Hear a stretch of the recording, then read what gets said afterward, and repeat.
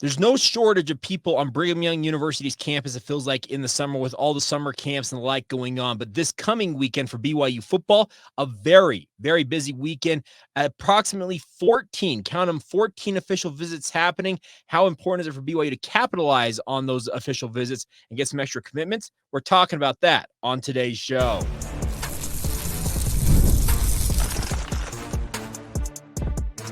You are Locked On Cougars, your daily podcast on the BYU Cougars, part of the Locked On Podcast Network, your team every day. What's up, everybody? I'm Jake Hatch, your host here on Locked On Cougars, resident BYU insider. Thank you for making Locked On Cougars your first listen of the day. Appreciate all of you who we like to call everydayers right here on the Locked On Podcast Network. This is your original daily podcast focused on BYU sports, and today's show is brought to you by our friends over at Game Time. Download the Game Time app today, create an account, use the promo code LOCKEDONCollege for $20 off your first purchase. Of course, some terms apply. All right, let's dive right in. BYU football has got a huge weekend upcoming. They had four prospects in for official visits earlier this weekend. Chief among them, Nusi Taumoepeau, who plays for Westlake High School over here near where I live in Saratoga Springs, Utah.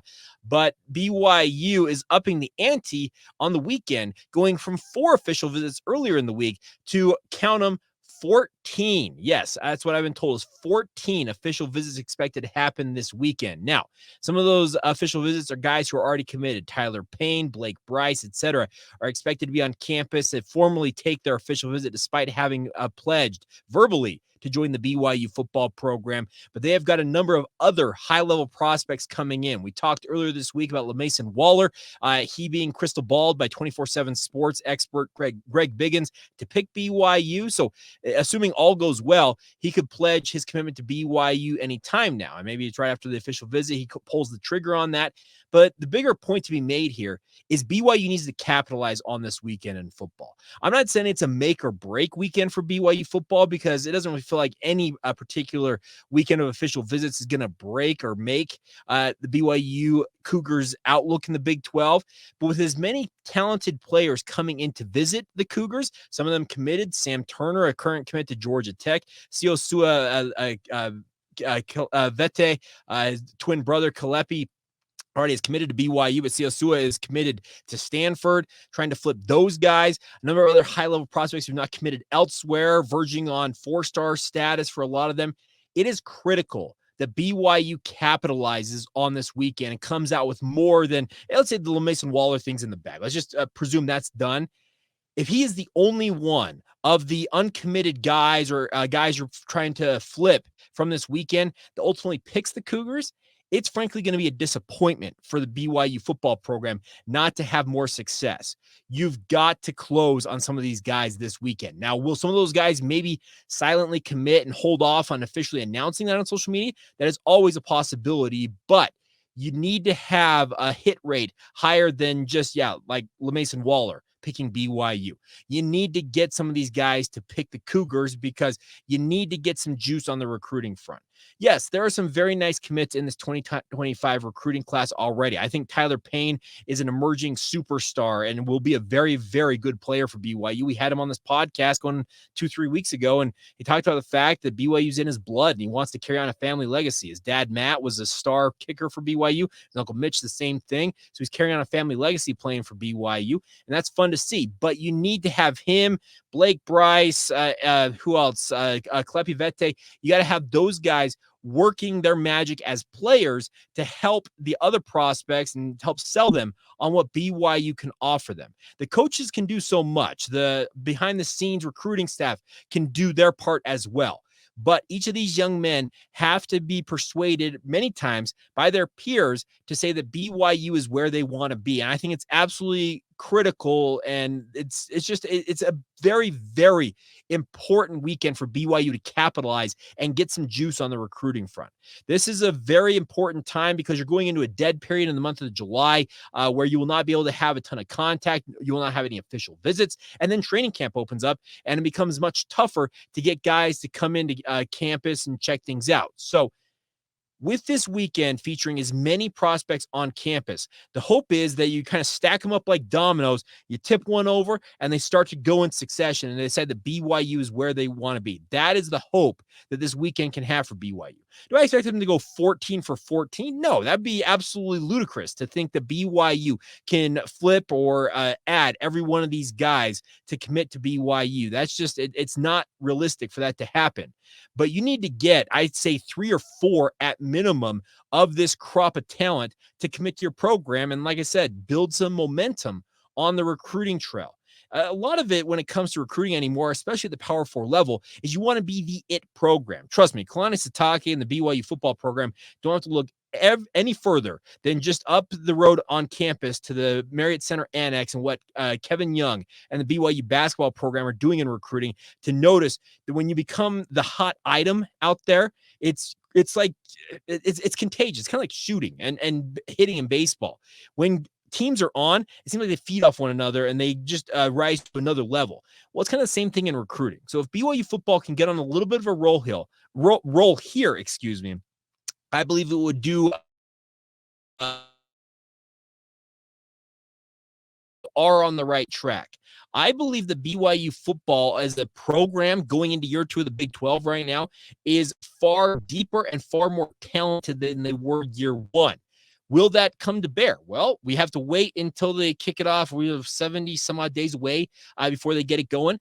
I can't wait for that to happen, but my belief that the roster has been upgraded and has been added to, and they've got more depth to be able to absorb the attrition that really hampered them last season, it's ultimately going to come out when they play the games that are stacked in front of them. But right now, it appears on paper BYU's upgraded that. Well, you want to continue to build on that. And getting some of the prospects in this cycle, especially guys that are on campus this weekend, I think it go a long way towards building confidence that BYU football, just like BYU basketball, has got the juice in recruiting. Let me know what you think. Am I up in the night and thinking that BYU can do that? Do you think that they have to capitalize on this weekend, or am I speaking nonsense in your mind? I welcome any and all feedback, and I appreciate any and all of it all the time. You drop in the YouTube comments, send us a note via social media. You can do however you want. So email is always a good option as well. So we'll discuss more of this, but I'm hoping that we're back here on Monday, and I hope that we're able to talk about some commitments. I would love nothing more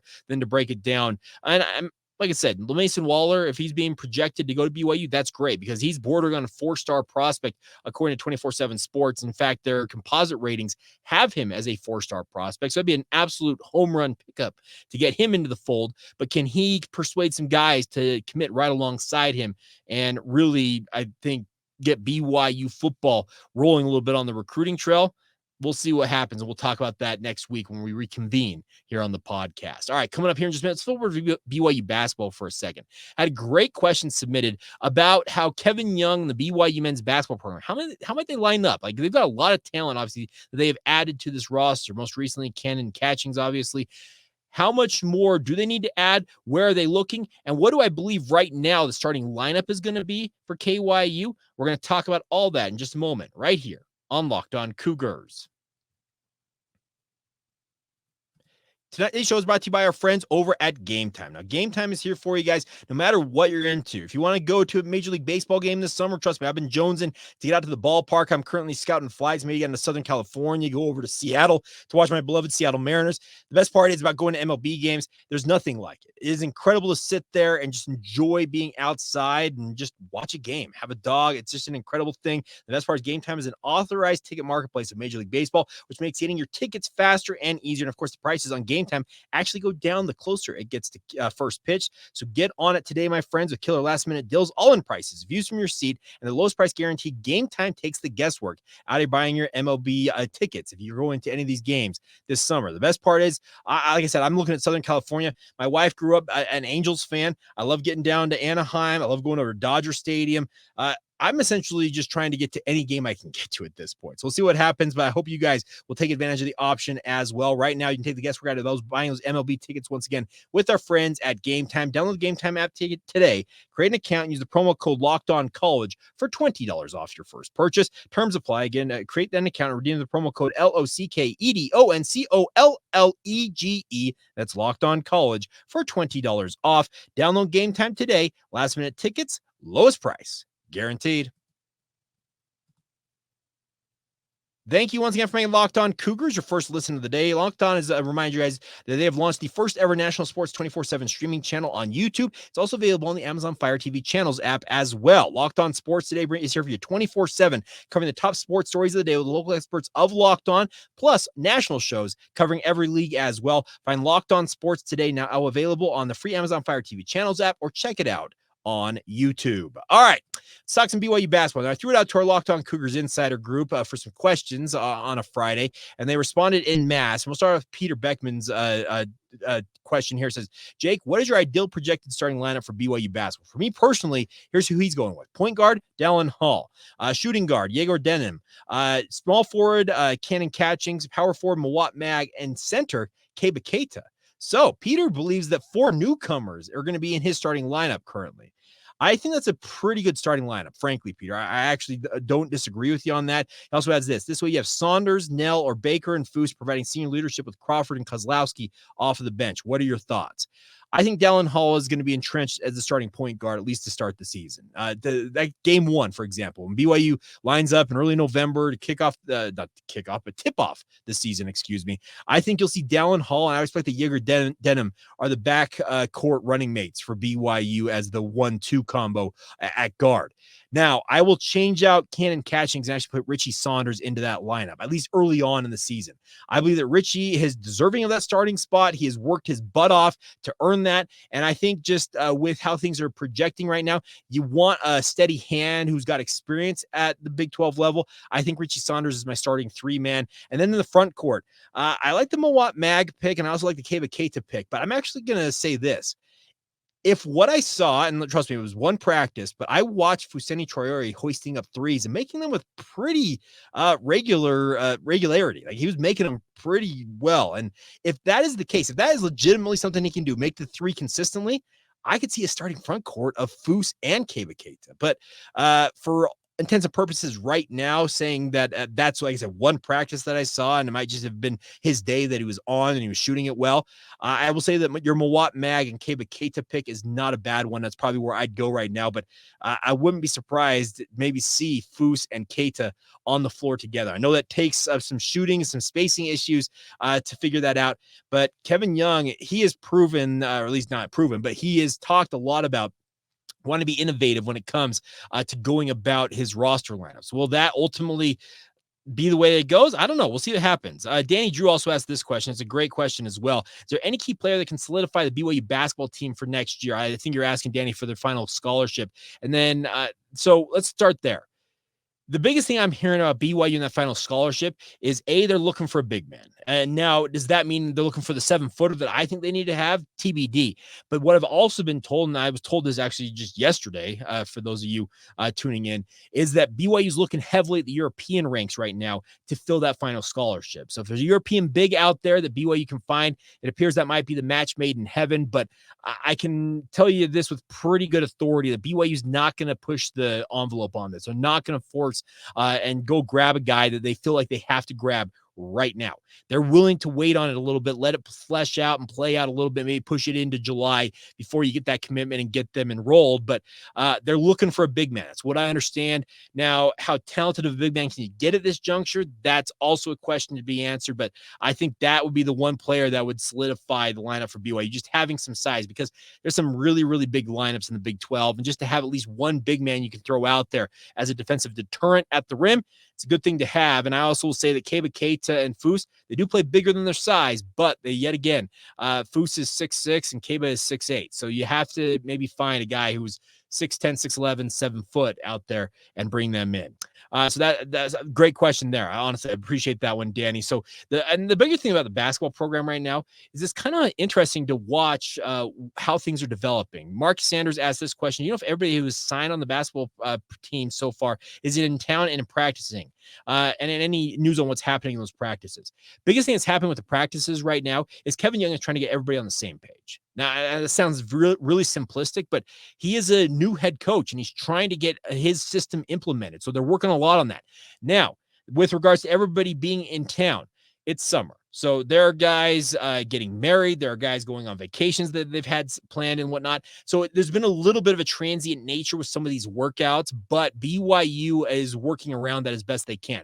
When as many guys as can be in town are there, that's great, but they are working around that. The biggest thing is that Kevin Young is using this period right now as one to get guys understanding what he plans to run, the sets, the philosophy, the terminology, the calls, everything that goes with his program. Guys like Dallin Hall and Richie Saunders, they probably have what Mark Pope was running the last 2 or 3 years down to a science, and they can just memorize. They haven't memorized at this point. They've got to jettison all that and learn all this stuff. And that's what this summer is very important for. Funny enough, just it's kind of an aside here. How important, I know BYU went on that international trip last year, and that obviously galvanized that squad and really got them playing together going into the season. And I think it was a big key why BYU basketball did as well as they did. It would have been awesome to have BYU going international this year, especially with the new head coach. But it's just kind of, it's the nature of the business. So I don't think that it's a bad thing to have these guys in town and have Kevin Young working them, but having a chance to kind of go as a squad and bond together on an international trip, I think been really, really good for this team. But that's just kind of the nature of the business. You have those opportunities. I think it's once every 4 years you can make those trips. So it'll be a little bit before BYU can do that, but we'll see what happens on that front. Now, other questions. Andrew Light asked this. Any thoughts about Matt Painter's comments about Kanon catchings?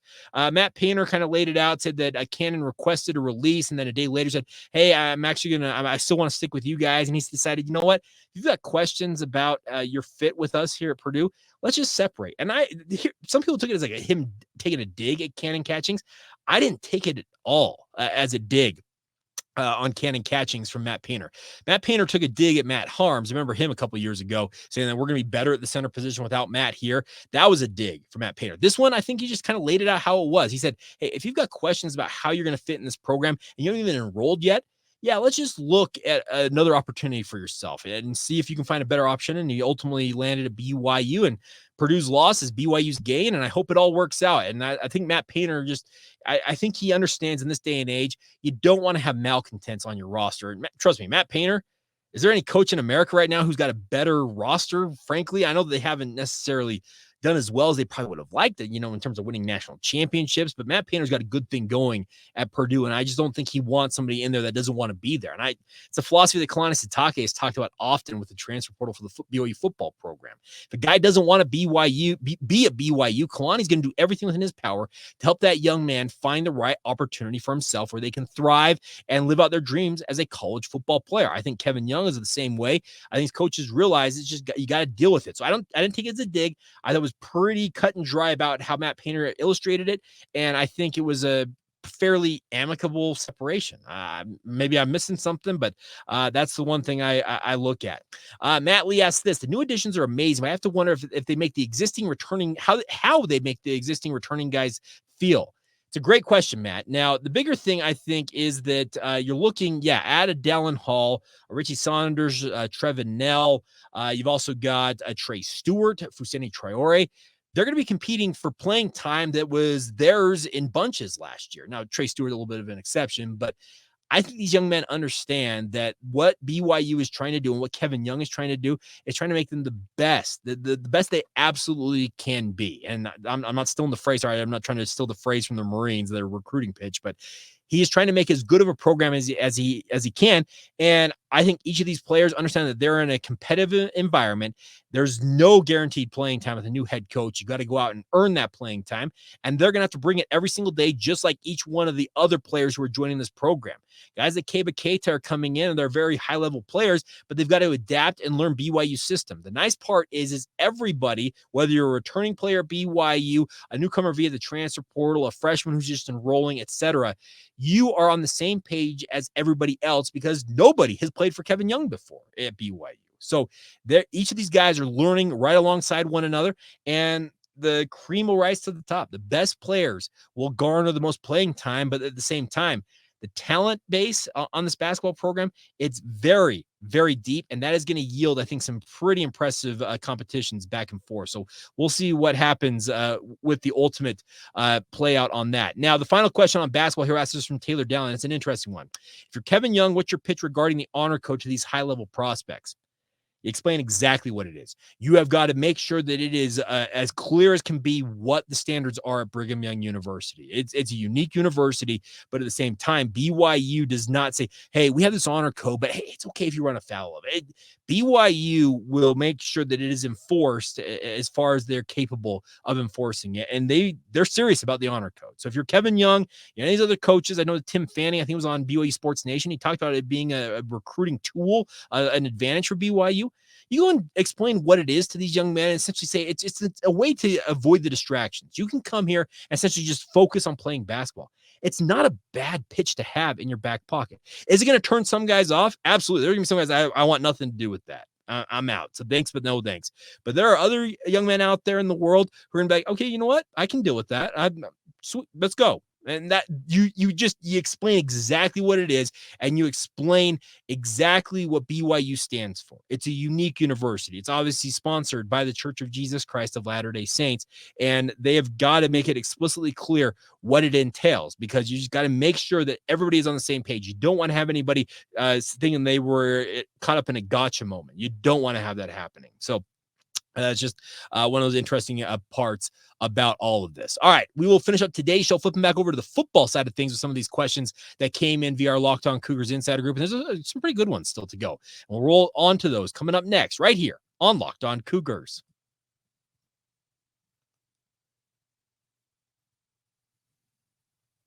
Thank you once again for making Locked On Cougars your first listen of the day. If you have not done so already, like many of our listeners today, if you want to ask questions in our mailbag segments, it's an exclusive perk we have with our Locked On Cougars Insider Group. I got a really, really strong group. It's a fun way to update people. The best part is these updates come to your phone in the form of a text message. You're not having to go to a message board or have to go and search your email. It comes in the form of a text message. You fire back with text messages of your own. I see them. We can go back and forth one-on-one. It's a great way to interact with the show. It supports the show as well financially because you get a 14-day free trial. It's $5 a month afterwards. So it costs a little bit to be part of the group, but I hope you guys will consider signing up. The link is in the show notes, whether you're watching and or listening to this.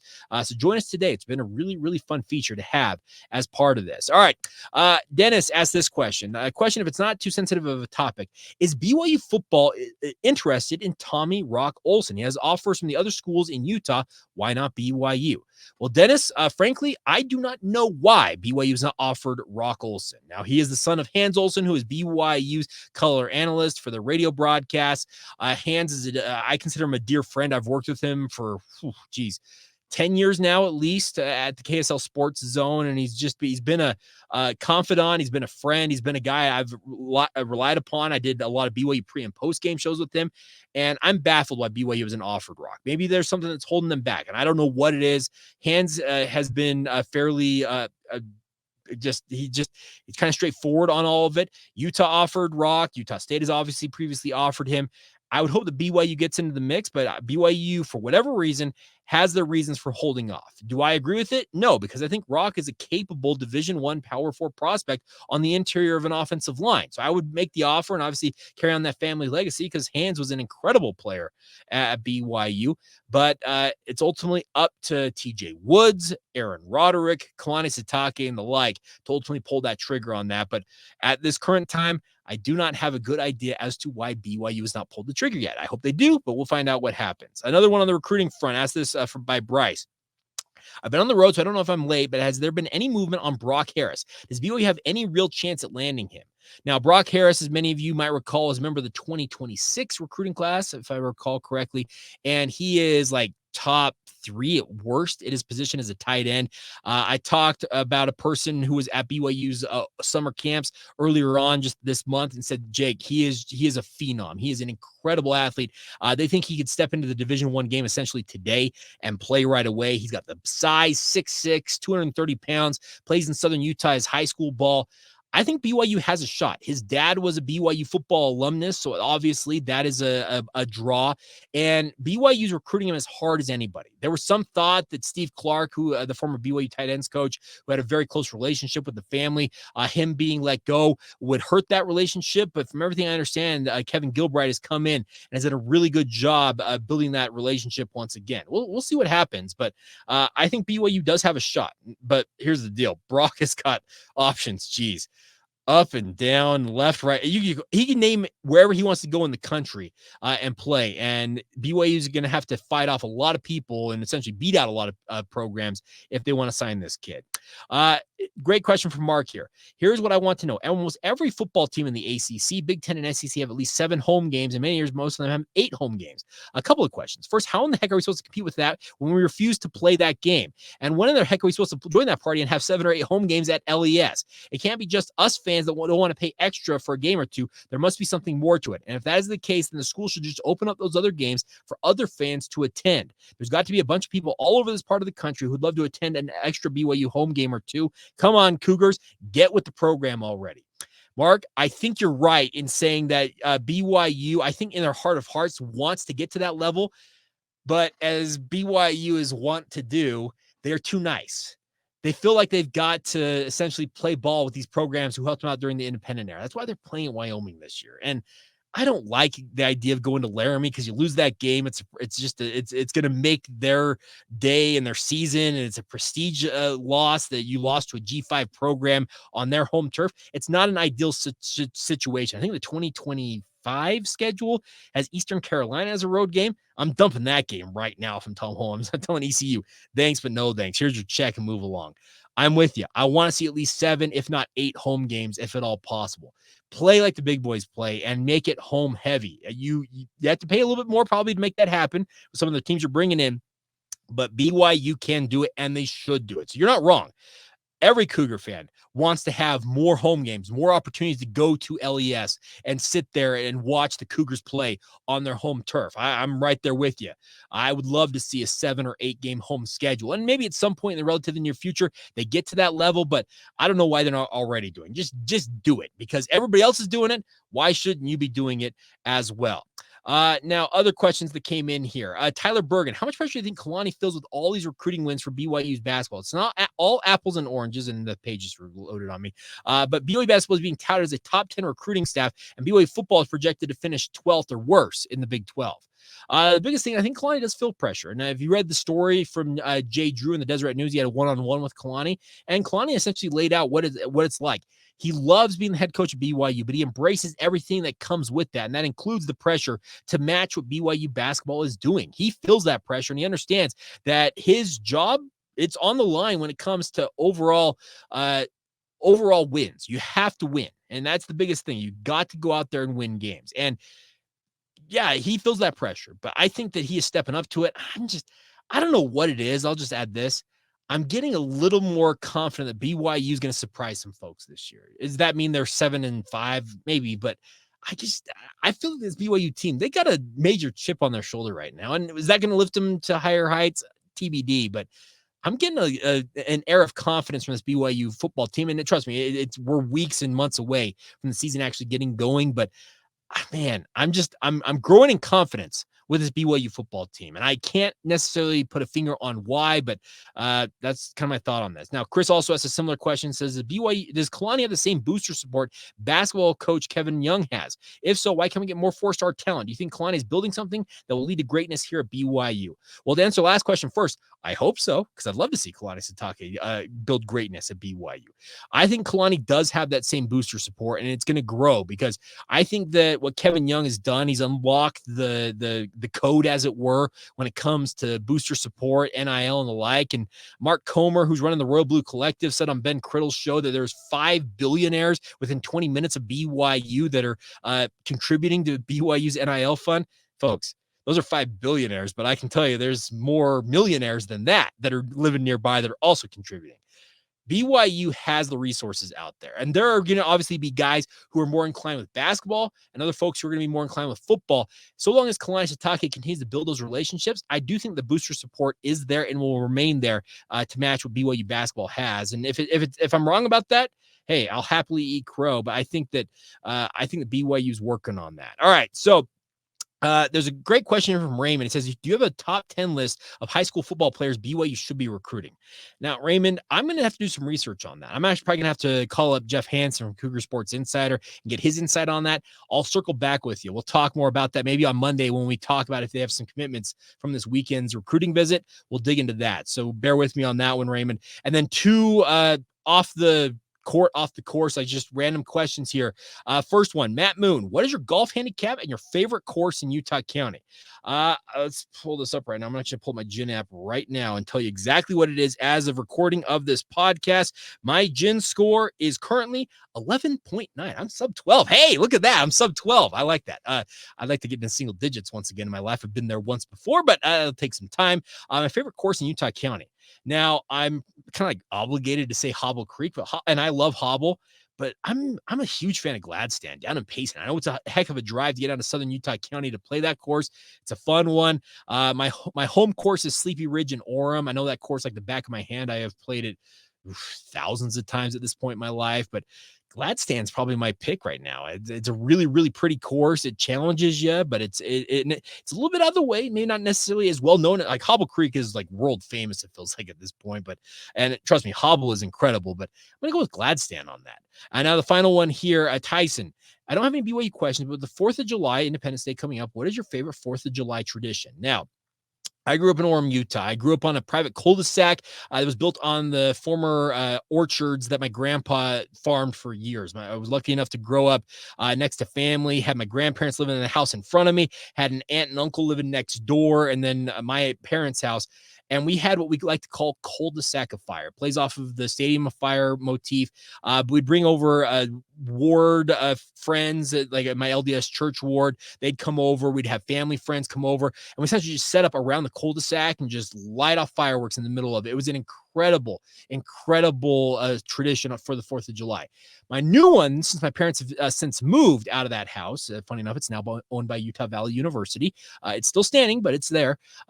My in-laws, live in Pleasant Grove, and we go to a park not too far from their house up in the Battle Creek area, and they launch off a candy cannon. It's actually a really, really fun thing. And to watch candy rain down from the heavens above and the kids going wild, it's a pretty fun thing. They do it on the 4th and the 24th as well. But I love the 4th of July. I love just sitting out at night watching the fireworks light up all over the valley in Utah. It's a really, really fun time of year. So that's going to, I think, close up shop for us. We're a little bit over time today. So big thank you to all of you for closing out the week with us. A big thank you to all of you once again for making Locked On Cougars your first listen and or view. I should probably work in listen's obviously a big part because you're listening to my voice, but if you're watching this on YouTube, you're looking at my ugly mug all day long. But nonetheless, I appreciate all the support you guys have offered this show. It's incredible to see where it's come. By the way, we got some metrics yesterday. Among all of the college shows on the Locked On Podcast Network, we are currently running number 6 in audio downloads and number 7 in video download / views on YouTube. That's top 10. And let's put it this way, we're hanging right with the big dogs. So it's a really, really fun thing. And I appreciate all the support you guys have offered the podcast. So thank you truthfully to all of you who we call everydayers. And I hope that if you're not already an everydayer, make sure you become one because it's the way to stay up to date with everything going on in BYU sports news. All right. So there you go. That's what I got for you guys on this Friday. Enjoy your weekend. If crazy news happens, we'll do a special edition. But if not, we will reconvene on Monday and talk about whatever happened over the weekend in BYU sports. So until then, have a great weekend, everybody. This has been the Locked On Cougars podcast.